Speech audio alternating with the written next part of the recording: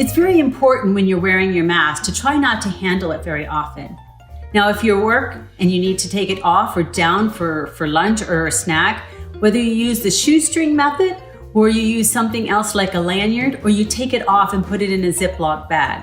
Make sure you don't take your mask and put it on any surface. If you do, if it falls, then make sure that surface is cleaned.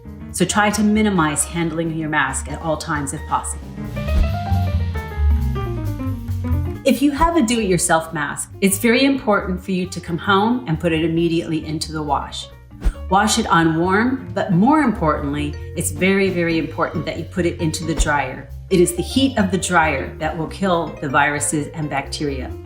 So you should wash it frequently and make sure you put them in the dryer.